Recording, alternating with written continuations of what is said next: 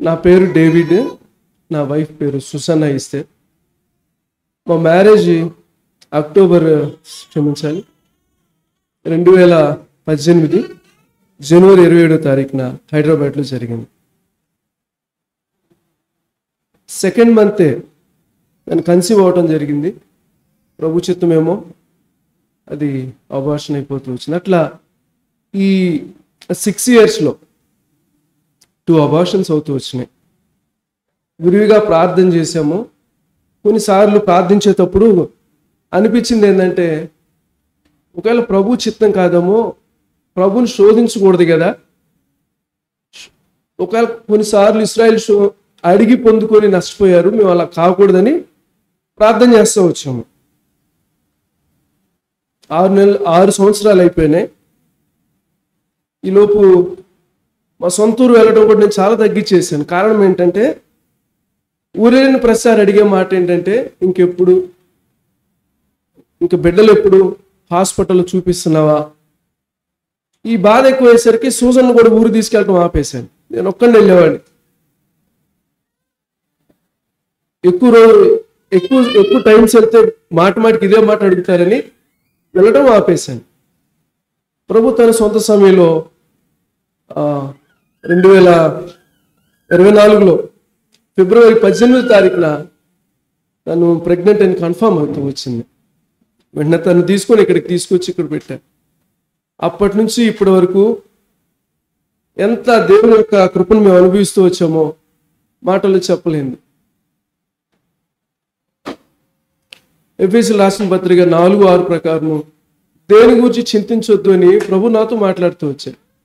Previous టైంలో ప్రభు తన సొంత సమయంలో జ్ఞాపకం చేసుకుని తనను దర్శిస్తూ వచ్చాడు.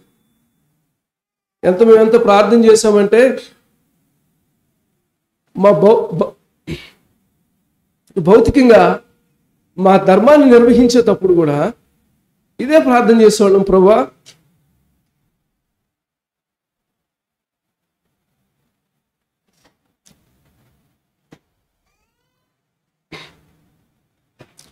మమ్మల్ని జ్ఞాపకం చేసుకోండి, ఈ నిందను తొలగించండి. ఇదే నా ప్రార్థన. ప్రభు నిందను తొలగించాడు, ఎంతో సంతోషాన్ని ఇచ్చాడు. బాబుకి కెండా బిల్లి గ్రహం అని పేరు పెట్టడానికి కారణం ఏంటంటే, కెండా అంటే సమృద్ధి అయిన కృప.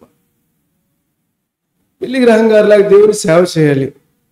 నేను నా భార్య ఇప్పటికీ అనుకునేది ఏంటంటే, ప్రభు తను ఎప్పుడు సేవకు పిలిస్తే అప్పుడు ప్రభు పరిచర్యకు పంపించాలి. దేవుని కొరకు హత్సాక్షిగా మారినా మాకు సంతోషమే. ప్రభు రాకడ ఆలస్యం అయితే. ఆశ్చర్యకరమైన రీతిలో తనకు 8th month దగ్గర పడింది.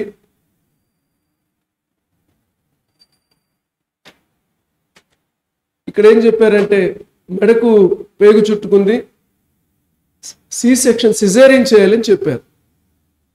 సూజన్ వాళ్ళ మేనమామ ఉన్నారు, డేవిడ్ రాజ్ గారు, వాళ్ళ సతీమణి మేరీ సుజాత గారు. వారు ఎంతో బాధ్యత వహించి అనంతపురం తీసుకెళ్ళారు. 1 month అక్కడే పెట్టుకున్నారు. ఆర్టీడీ హాస్పిటల్లో మాకు అసలు తెలియదు, వారి ద్వారా అది పరిచయం. వెళ్ళాము. డాక్టర్ గారి పేరు గుర్తులేదు, క్షమించాలి. ఎంత దయగా మా విషయమై ఆమె ఉంటూ వచ్చారో ఆమెను బట్టి కూడా ప్రభువును స్తుతిస్తూ ఉన్నాం. 2-3 days వెయిట్ చేసినాక మేడం చెప్పారు, ఇది కష్టము, C-section చేయాల్సిందే అన్నాడు. అక్టోబర్ 23rd 9కి పిలిచి, మీ ఏజ్ పెద్దది, ఆలస్యమైంది, ఇప్పటికే ఇంకా ఎక్కువ ఉంచితే లోపల కాంట్రాక్షన్స్ ఎక్కువ అవుతాయి, బిడ్డకు బ్రెయిన్ డ్యామేజ్ అవడానికి అవకాశం ఉంటుంది, కాళ్ళు చేతులు పడిపోవడానికి అవకాశం ఉంటుంది, కాబట్టి మీరు రిస్క్ చేయొద్దు, C-sectionకి తీసుకెళ్తామంటే నేను అడిగాను, మేడం మేము ప్రార్థన చేశాను, ప్రభువా నార్మల్ డెలివరీ అనుగ్రహించండి అని. కొంతమంది అదే టైంలో తను నార్మల్ డెలివరీ అవడం అసాధ్యం, ఇది మేము చెప్తున్నాం, ఖచ్చితంగా నార్మల్ డెలివరీ అవడం అసాధ్యం, ఖచ్చితంగా C-section అవుతుందని బంధులేని వారు అదే టెస్ట్ మనీ ఇస్తూ వచ్చారు. రెండోసారి పిలిచారు, మూడోసారి పిలిచినప్పుడు రిస్క్ చేయొద్దని చెప్పారు. మేడం ప్రార్థన చేశాను, ఇక మీ ఇష్టం అన్నారు. ఆల్రెడీ ఒక చోట రెడీ అవుతుంది, వెంటనే టేబుల్ రెడీ చేస్తాము సి సెక్షన్కి, మీరు ఏం ఆలోచించొద్దు అన్నారు. సరే అని చెప్పాను. అట్లా చెప్పి కొద్దిసేపు వచ్చి ఒక 5 minutesలో ఆశ్చర్యకరమైన రీతిలో ప్రభు నార్మల్ డెలివరీ అవడానికి కృపణిస్తూ వచ్చాడు. మేము చేసిన ప్రార్థన దేవుడు ఈ 6 సంవత్సరాల్లో ఎంత దయగలుగుతూ వచ్చాడంటే, ఈ 6 సంవత్సరాలు ఎంత కృప చూపుతూ వచ్చాడంటే వివరింపలేను.